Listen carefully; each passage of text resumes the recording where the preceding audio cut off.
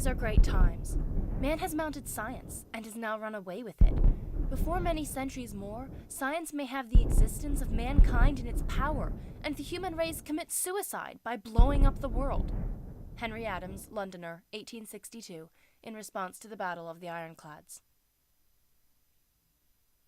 Many months of sacrifice and self-discipline lie ahead, months in which both our patience and our will be tested, months in which many threats and denunciations will keep us aware of our dangers. But the greatest danger of all would be to do nothing. But what if doing nothing was the only way to keep the human race from blowing up the world? It was October 27, 1962, and Soviet Navy Captain Vasily Arkhipov was faced with the biggest decision of his life. His first option was to agree to set off a nuclear-tipped torpedo with more destructive power than the bombs dropped on Hiroshima and Nagasaki combined. His second, to compromise his secret mission and return to the Soviet Union in defeat. In simpler words, intensify the conflict or compromise his mission. Maybe the war has already started up there, while we are doing somersaults here. We're going to blast them now. We will die, but we will sink them all. We will not disgrace our Navy. Second Captain Valentien Savitsky. Vasily Arkhipov had a choice. What should he do? Ever since the Bay of Pigs invasion in May 1961, the relations between the Soviet Union and Cuba had been growing stronger, with Nikita Khrushchev, the Soviet premier, promising to protect the smaller country from any more American invasions. John Kennedy, strongly opposed to communism, saw this bond between the two countries as a major threat. After getting wind of mysterious activity in Cuba, the U.S. sent out a U-2 reconnaissance plane on October 14, 1962. It returned from Cuba, carrying disturbing photographs of 3 separate military bases being built on Cuban soil. 2 of these bases held nuclear missiles that could hit Washington, D.C. if fired. At this point, however, they were still inoperable. 2 days later, President Kennedy was informed of the situation and the Cuban Missile Crisis began. Both the United States and the Soviet Union were on the brink of the worst conflict the world had ever faced.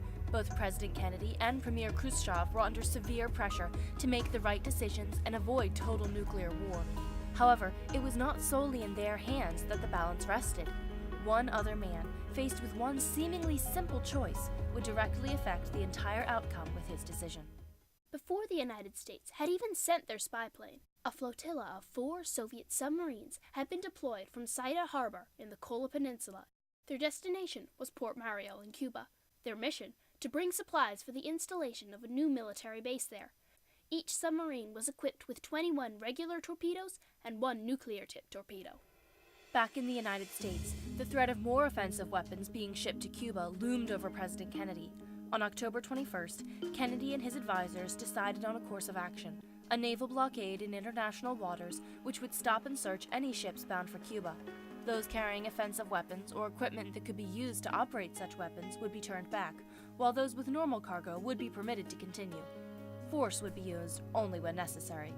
To Kennedy, it was a precautionary measure. To Khrushchev, it was nothing more than piracy. On October 23rd, Kennedy signed Proclamation 3504 into action. By this point, the 4 Soviet submarines had sailed into the Sargasso Sea to the east of Cuba. But knowledge of their deployment from Russia had already reached the United States, and it wasn't long before their positions were discovered. On October 27th, submarine B-59, carrying Second Captain Vasily Arkhipov on board, was completely hemmed in by the American destroyers that had been dogging it for the past week. Caught below the surface of the water, the Soviets were now in a desperate situation. It wasn't just their discovery by the Americans that made their situation desperate. The submarine had been built to operate in Arctic conditions, and, in the tropical waters off of Cuba, the temperature inside the sub soared between 80 and 90 degrees Fahrenheit. The air was stuffy, humid, and they were beginning to run out of oxygen. Additionally, the crew, suffering from heat stroke and rashes, received only 1 glass of water per day and a reduced food supply. But this wasn't all. The Americans began dropping practice depth charges into the water next to the submarine. These were small, harmless torpedoes approved only recently by John F. Kennedy as a signal for submarines to surface. The Soviet government had been notified of this procedure, but the submarines had not. They had been out of contact with Moscow for some time now. The Americans surrounded us and started to tighten the circle, practicing attacks and dropping depth charges. They exploded right next to the hull. It felt like you were sitting in a metal barrel, which somebody is constantly blasting with a sledgehammer. The situation was quite unusual, if not to say shocking, for the crew. Veda Morloff, an intelligence officer on B-59. This went on for about 4 or 5 hours. The submarine's solar batteries were dangerously low, and they would need to surface in order to recharge. The situation seemed hopeless.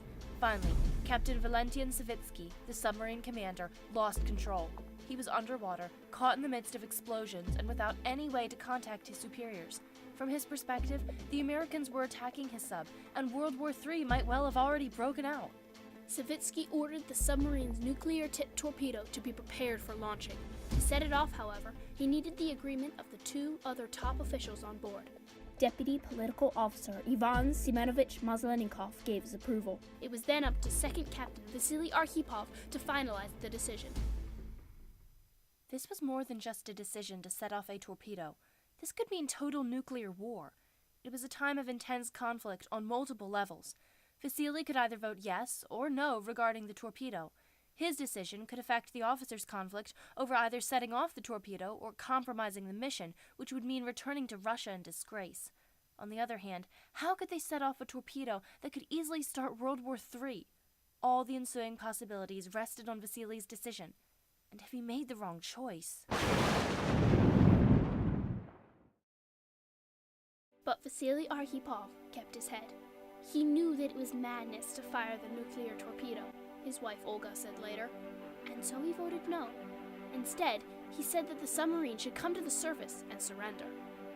Because Vasily's consent was needed to fire the torpedo, Savitsky and Maslenikov had to agree to leave it unlaunched. They finally gave in and decided to surface. It was 9:00 p.m. on October 27th when they emerged and found themselves surrounded by American destroyers.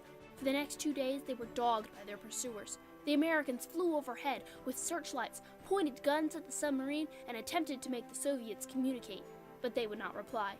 Finally, on October 30th, with its batteries recharged, B-59 dove and escaped. The sub returned to the Soviet Union, where its crew faced disgrace for failing to complete their mission. On October 28th, one day after the submarine surfaced, the Cuban Missile Crisis came to an end. Kennedy agreed not to invade Cuba, while Khrushchev conceded to take down the missiles there.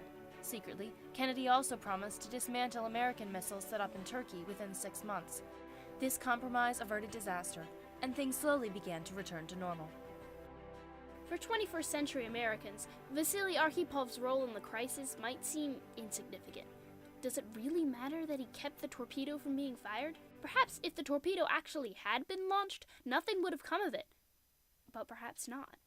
And Vasily couldn't afford to take that chance. 40 years passed before Vasily's actions began to be publicized. People finally realized just how important it was for him to compromise his mission and thus prevent all-out war.